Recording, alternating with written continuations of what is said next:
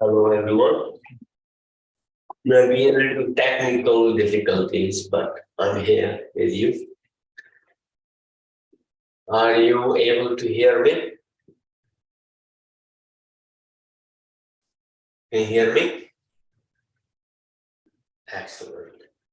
Do you have any question for me if you like to ask? Or I can bring my own questions if you need to. If you like to unmute, please do. And ask. I have some people with me in the studio here and online. Let me give you a little update from myself. Been traveling since beginning of July, creating some nice vibes amongst people. I was in Italy, came back to Croatia, did Vipassana, was really beautiful. Everybody enjoyed it. And there's still ripple effects in many people after that. Then was a training. Then after the teacher training, there was a retreat. Then after that, I went to teach another retreat. Now I'm in London. I hope everybody having a wonderful summer. And end of this September, I think, end of September, I have another retreat in Croatia for 5 days. That is for myself. In relation to questions, you know, most of the time when people, when you ask them, why do you want to do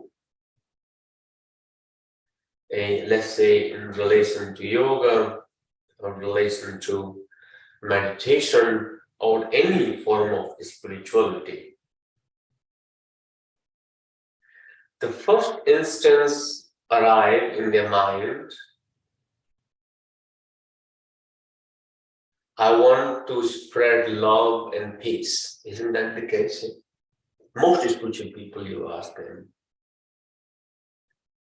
I want to spread love and peace.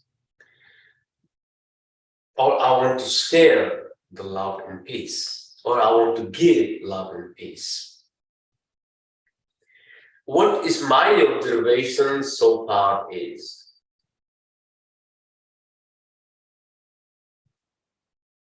you actually don't. That's the truth. If you don't have love and peace inside you, you cannot spread love and peace. You cannot give anybody a love and peace. You only can become a self-transformation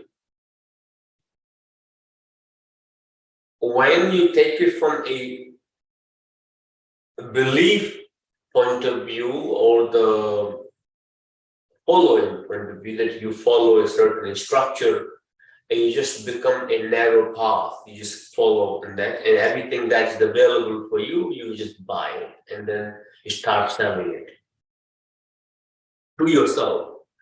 And then you sell it yourself so much, you want to convince everybody around you that what you believe is actually the truth.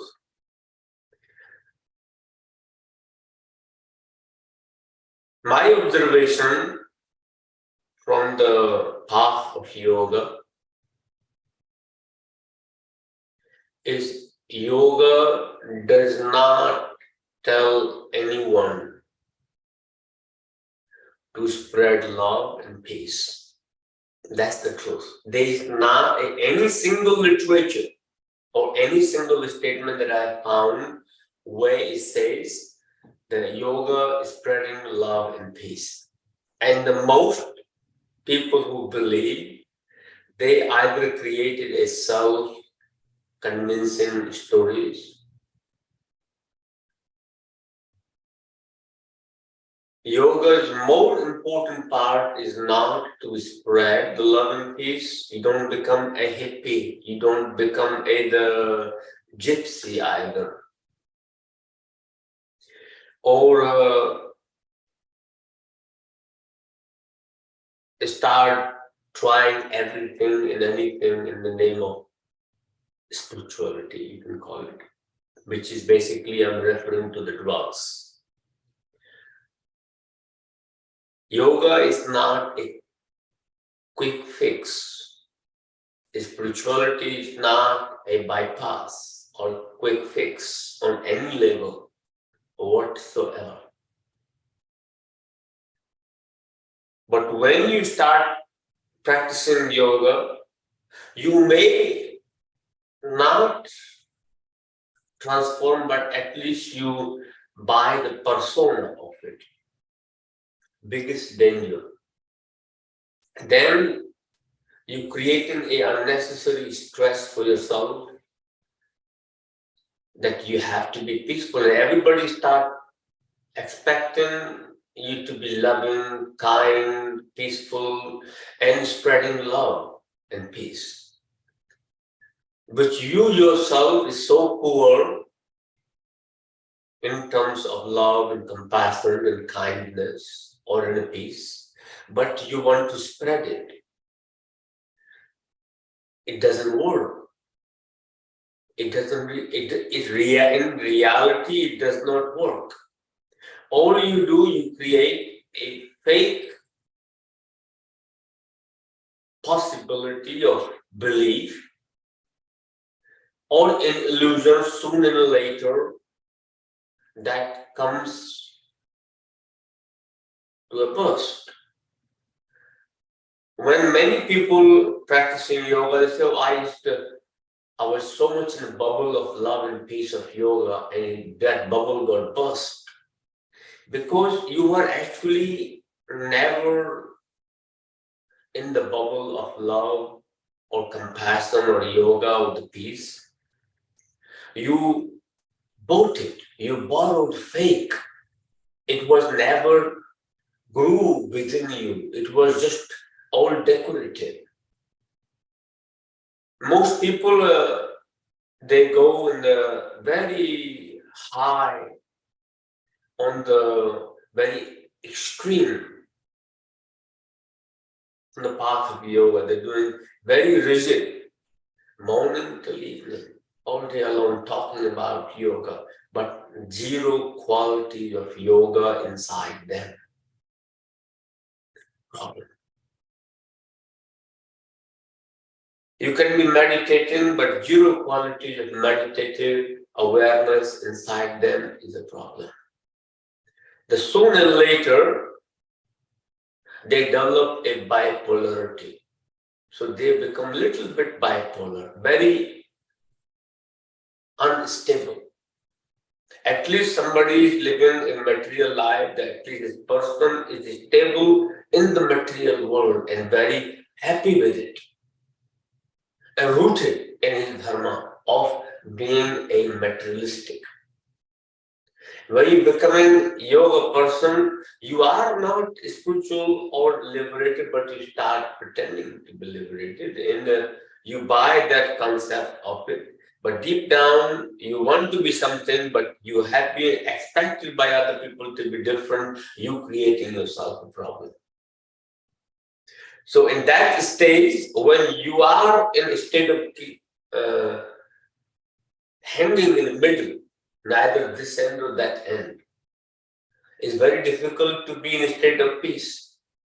It's very difficult to be in a state of love. Very difficult to be in a state of compassion or kindness, because you are unstable, you are not sure. When you are not sure within in yourself who actually you are in your present reality, that in real time awareness becomes a problem. The reason I'm talking about is people think yoga is all about love and peace. Actually not. Yoga is about self-transformation. And in process of self-transformation, sometimes there is a violence.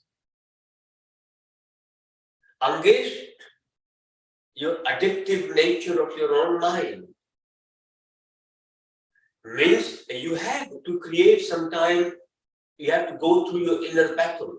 When you are in a state of inner battle, you are in a state of violence, but you remain mindful of that inner battle that is happening inside you. For example, let's say you are on the path of self-spirituality and your greed comes up inside you, or the lust comes up, or the fear comes up, and your insecurities comes up. And that means that time your awareness is fighting with that insecurity, the lust, the greed, the inhumane consciousness. Means you are in that very moment in a state of self-violence. You are having an inner battle. The battle not only happens outside, but also happens inside you.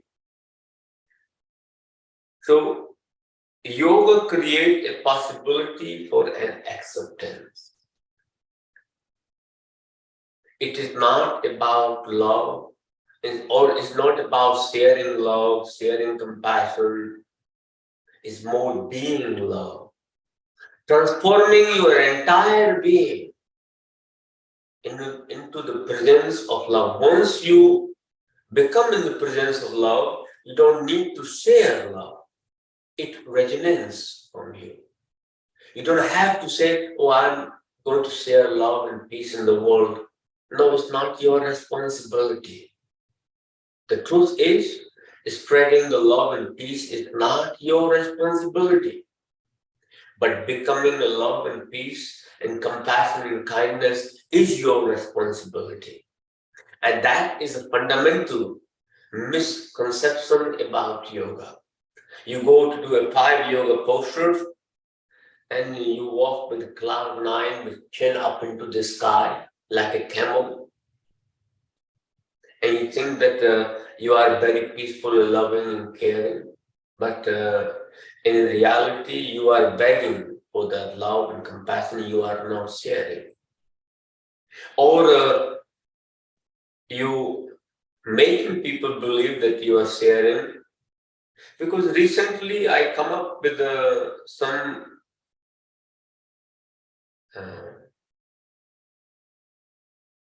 of my student or some people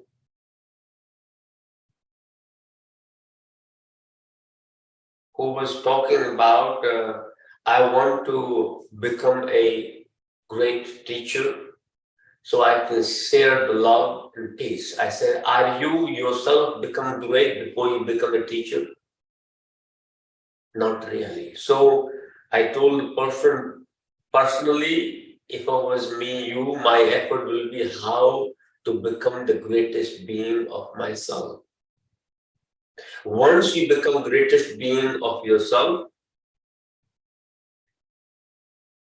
first learn to teach yourself, to teach your mind, teach your senses, the knowledge that is available to you. Are you able to teach that to your senses? Are you able to teach that to your mind? But not really. I will follow it, I will read about it, but I will not implement it. That becomes the problem. They said, no, I want to become a teacher. I said, there is no way you will become a great teacher by studying and learning to teach. But first, learn to implement. Learn to self-teach your senses when your senses are going in tamas nature. Observe them. When going rasic nature, observe them. And when you become a sattvic nature, observe them. But don't claim either of them. Because once you slowly rising your awareness, not creating a identity nature to whatever guna you are at the time vibrating, you created a little bit more greater awareness about yourself. Second,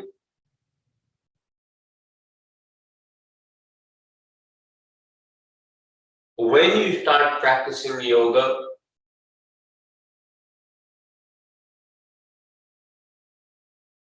is the path. Many times you will encounter difficulties, many times you will encounter self-doubts, many times you will encounter emotional, mental, physical instability. That doesn't come from outside, comes from inside you. Remember, most of the time we think these problems coming from outside, actually not. They come from inside you. And once you start blaming it on other people, don't do that. Look, this becomes a possibility for a self-work or self-transformation. Any of those issues arrive means there's a little bit more work to be done within your senses, because your sense received information is reacting in a way that makes it look like a discomfort, pain, emotional instability, or self-judgment, or judgment of other people. So it is yoga is not just doing 5 yoga postures and you think you reach to the state of yogism. Nowadays is different, but yoga is the one state of the bhav. We call it a consciousness or a mood, that you have to create that mood and you live within that mood no matter what happens. That mood can't be changed. You have to develop that consciousness or become aware of yogic consciousness within in yourself to develop the equanimity. Equanimity means the non-judgment nature, the samatha, the sambhav. And that's the message also in Bhagavad Gita. I have seen people either really starve themselves, or once the starvation is finished, they eat like pigs. They even almost swim themselves into the food, because I've been fasting for 2 days or 3 days. Now I need to compensate. I got to witness recently, there was one gentleman who probably had not done much exercise, but got inspired of our Yogi in Croatia, seeing people doing some exercise, and decided to go for a walk of 200 meters maximum.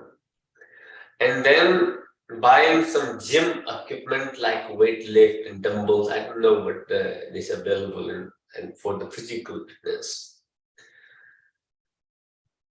And after maybe have done them the full kit and maybe practice a little bit or not practice, but diet immediately change. Go to a gym, buy this protein thing, and then eating all that thing that is already the giant baboon, but you start eating more, and then you walk it 200 meters, you start taking more carbohydrate reading, because after running you must eat a bit of carbohydrate, and then taking those protein shakes and eating a lot of chocolate to need a sugar in the body, because it reduces your blood sugar level.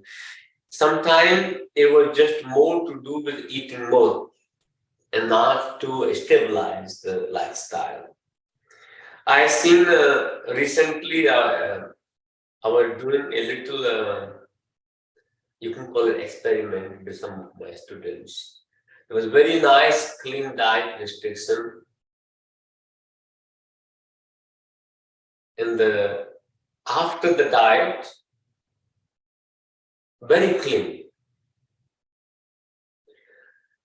And you let them loose for one day. Amount of food they eat in that one day, after 10 days or 7 days or 5 days of prison being with me, in yoga prison you can call it. And I'm not very compassionate person when it comes to a practice. If not, you can ask anybody who's been to my trainings. So you asked me a question about why not to eat onion, garlic, and the tamasic food of that called indulgence. And that can make you sick as well after a fact.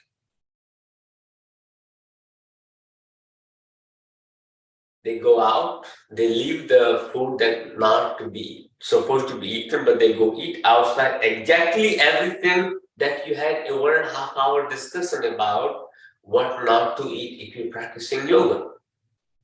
But maybe did not hear word or not. So if you doing any yoga practice, I would suggest to pay attention to your diet. Many people say I practice yoga, but nothing happens to my body. Nothing happens to my mind. Nothing happens to my emotional intelligence. First of all, your association. Second, your desires and expectation from yoga. Yoga cannot fix everything. You have to create the inner,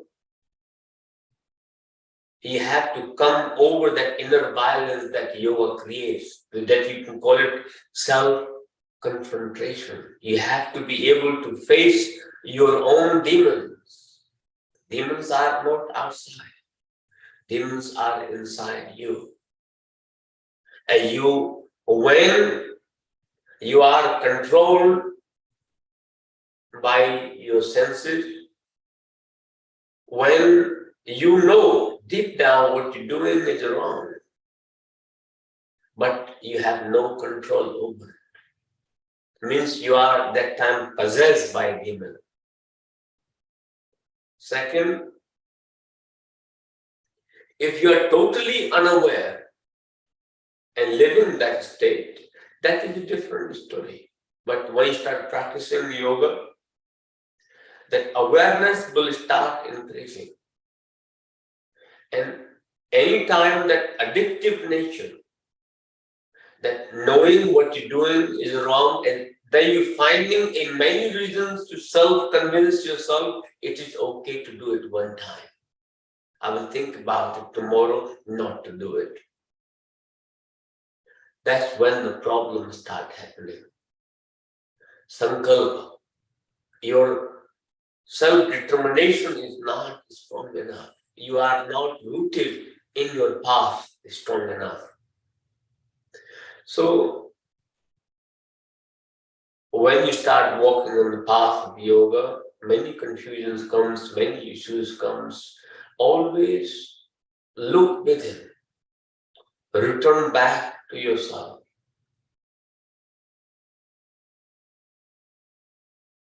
Those addictive natures, either even can be toward to yoga itself. It can also be toward to meditation. I've seen some people who go in for meditation, but their focus is meditation. It's a very nice thing to do.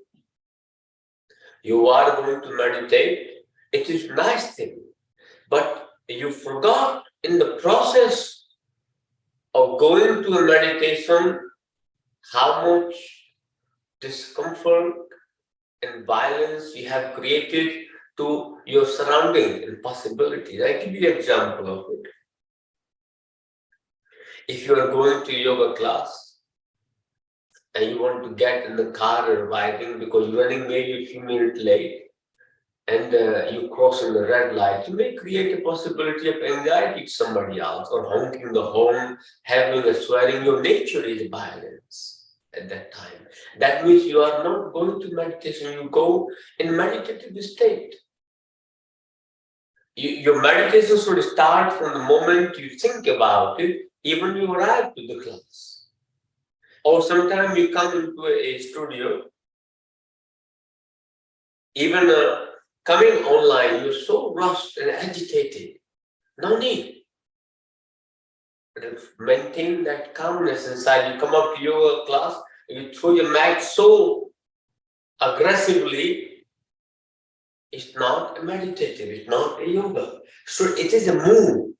You have not created a culture of yoga inside you.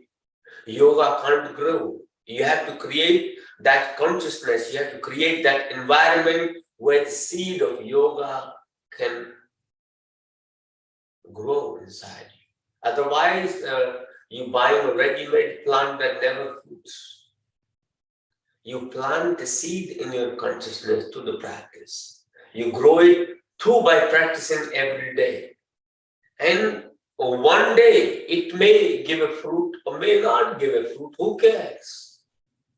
But your problem becomes, I want to get very loving, very caring, and talk so sweet that almost my every word is dipping in honey. And everybody falls for it. Even at least you fall for your own words. So self-mesmerizing and we go self-hypnotizing. You want to sugarcoat your medicine, but in reality, it's so bitter like allopathic medicine. You know, allopathic tablet, when you take them, and outside is sugar coating, but inside really, really bitter. And many side effects. That's why I always prefer Ayurvedic medicine, you know. When you take them, it is what it is. It tastes bitter and there is no sugar coating to it. So when you start practicing yoga, take away that pretense that you creating for yourself. One request. And when you start living with a self-truth, accepting your own ugliness, and the first fundamental step of growth in your yogic path. In terms of addiction,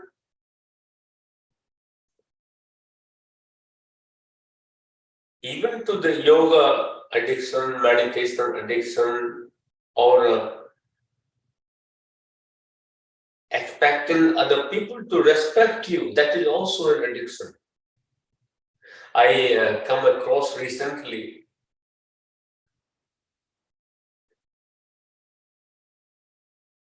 yoga is supposed to be a safe place. When there's a new trend is going, it's not safe environment. Are you safe inside your head? Every environment is safe. Even I can't be in a safe environment to practicing yoga. What is a safe environment? You are balanced to your own self. The similar thing teacher can say, that my student does not create a safe environment for me to teach. Isn't the case? Many students claim, but it's not safe environment for me to practice, even online, because it's too demanding. And it's not allowed. If you want to be safe environment, cannot follow the instruction, don't want to be told, not want to listen, don't come to the class, just practice yourself. You don't need a teacher. It's the truth. Similarly, the teacher, if you're expecting a respect from the students and saying they should literally follow everything what is saying, again problem, let them be. It's like if there is no integration of a common interest, and this transmission of knowledge cannot take place. Teacher have to be accepting, student have to be receptive. And once that unity, yoga is not just only unity within you, but it needs to be unity within, amongst the people. We have one mantra, Om Sehna Bhavatu Sehna Bhunaktu Sahaviryam Karvavahe, which is a mantra when you start it. You're inviting everybody to be in a unified factor of life. But that's not the case. Yoga is a unity, at the same time individuality, not independent. Remember, the word independent is fake. You can never be independent. You can be an individual. That becomes a bit more uncomfortable for many people because they all want to be independent. I can guarantee you in your life 100% that you can never be independent. You are not independent. You are codependent. It means you're no longer independent. So stop chasing being independent, but become individual. You compromise your individuality in a chase of becoming an independent, and that is the biggest mental and emotional instability factor that one creates themselves inside them. And you suffer from your whole life with that, dealing with that problem. You do not want to accept your individuality, you want to become independent. You cannot be. You fight day in, day out. Your life dependent on the food, that is the codependency. Your life dependent on the air is codependency. If that is the case, your emotional intelligence depends on other people. Most of your senses are dependent. What you use of ears if you can't hear anything? Nobody is talking to you. Even the space or the tree is not talking to you. You don't need them. If there's nothing to see, your eyes are, most of your senses you have on the body is for a outside of you.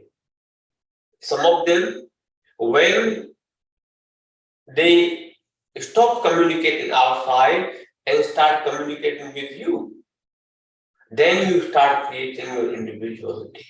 You start observing yourself. So you want to create a wall, I want to become independent, but that does not make you an individual. Accept that you are codependent, everybody is communicating with you, everybody is interacting with you, but you are still an individual on yourself.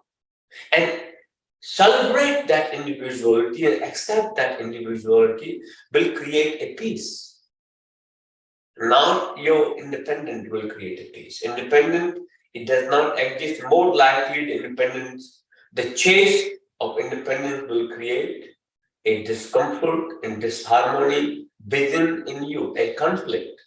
You are trying to achieve something that is not achievable. And you will always remain, you've been sold to you so badly. And you will always remain that you can achieve it. You will keep trying. One day it will happen, but it will not happen. You will die thirsty and hungry for independence. And by the time you not actually realize, it's gone. And you said, I never got enlightened. I met somebody else recently, the thing, I want to become enlightened. And how can I become enlightened? You know, my answer was, I said, you can never become enlightened. It's the truth. Because the moments, I say, you can never become enlightened, but other people may feel that you are enlightened. That's a different story. The moment you claim that you are enlightened, you're no longer enlightened. Because your ignorance will not be present when you become enlightened. So how would you know that you are enlightened? Because it is a self-transformation. In a Sanskrit, what remains is called word sishya, the says that they used to be called, that you already enlightened, the layers of ignorance and arrogance or all the vrittis of mind is on top of you, you need to wash them, you constantly clean them.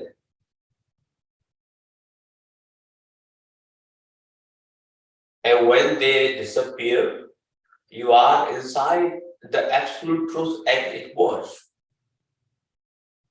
Unless you want to make your ego enlightened or your mind enlightened, that is impossible. As long as you have a mind, your mind can never become enlightened. When you say, I want to become enlightened, your mind is claiming, mind is searching for it. I leave you something with it. Buy a coal. You burn the wood. After burn the wood, put some water on it. And once you get that coal, I want you to wash it every day with the soap. Make it white. Clean it. You cannot. Coal will always remain the coal. So your mind will always remain enlightened. Remember that. Your mind will always remain the mind. But you yourself inside is very different. So when you have no mind, you are in a state of enlightenment. But the moment you think that you are enlightened, the mind comes to the reality, the illusion comes into the existence, you no longer enlightened. But I said other option is, whenever you become aware of your good vrittis or your awareness of your sensation, awareness of your vrittis, awareness of your senses, whenever you are fully present, 100% in no doubt, with